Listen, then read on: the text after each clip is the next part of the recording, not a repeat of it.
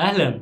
مراجعتنا النهارده هي الفيلم قصير تاني لويس اندرسون، نزل برضه الايام دي بنفس تجميعة فيلم ذا وندرفول ستوري اوف هنري شوجر من مؤلف ومخرج وممثلين. بيقدموا لنا تاني تحفة فنية اقصر بكتير من الفيلم القصير بتاع هنري شوجر. والفيلم اللي بتكلم عنه النهارده هو فيلم بويسون. الفيلم من بطولة بنديكت كامبرباتش وبين كينجسلي وديف باتل، وده فيلم قصير متاخد من قصة روالد دال الشهيرة.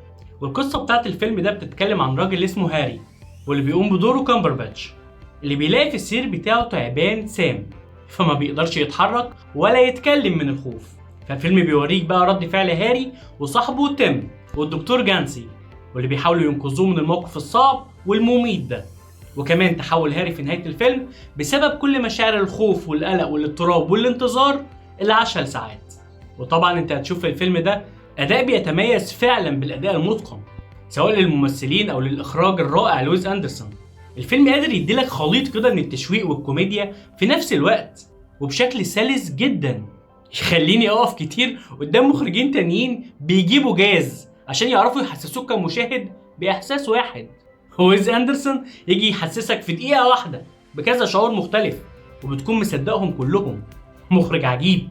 الفيلم ده بيستحق المشاهدة لأنه بيقدم تجربة فريدة فعلا عن باقي الأفلام، زي ما قلت في مراجعة هنري شوجر.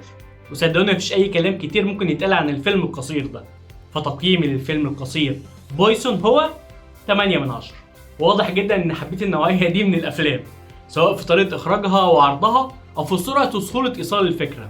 فبجد أرشح لكم الفيلم ده إنكم تشوفوه. وبس كده، ده كان رأيي في الفيلم، والمهم هو رأيكم انتم في الفيلمين دول لويس اندرسون. لايك وسبسكرايب بقى عشان ده فعلا بيساعد اننا نكمل.